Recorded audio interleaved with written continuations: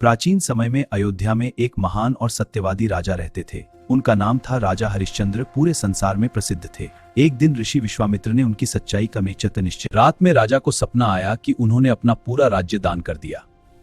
अगले दिन ऋषि विश्वामित्र दरबार मांग लिया। राजा हरिश्चंद्र ने बिना सोचे अपना पूरा राज्य दान कर दिया। अब राजा, रानी और उनका पुत्र रोहिताश्व महल छोड़कर निकल पड़े। तीनों जंगलों में भटकते हुए नए जीवन की तलाश करने लगे। ऋषि ने फिर दक्षिणा मांगी। राजा के पास देने के लिए कुछ भी नहीं बचा था। सत्य निभाने के लिए राजा ने कठिन फैसला लिया।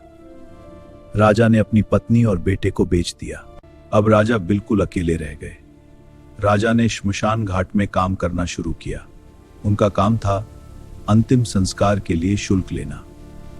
उधर रानी एक ब्राह्मण के घर काम कर रही थी। एक दिन उनका पुत्र रोहिताश्व जंगल में गया। उसे सांप ने काट लिया। रानी अपने मृत बेटे को लेकर श्मशान पहुंची। श्मशान का रक्षक वही राजा हरिश्चंद्र थे। पति पत्नी एक दूसरे को पहचान कर रो पड़े। देवताओं ने उनकी सच्चाई की परीक्षा समाप्त की। रोहिताश्व फिर जीवित हो गया। राजा को उनका राज्य वापस मिला।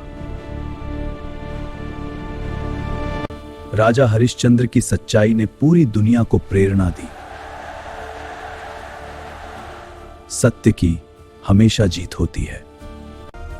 यह कथा हमें सच्चाई और धर्म का रास्ता दिखाती है। सत्यवादी राजा हरिश्चंद्र की जय। यह कथा हमें सच्चाई और धर्म का रास्ता दिखाती है। सत्यवादी राजा हरिश्चंद्र की जय।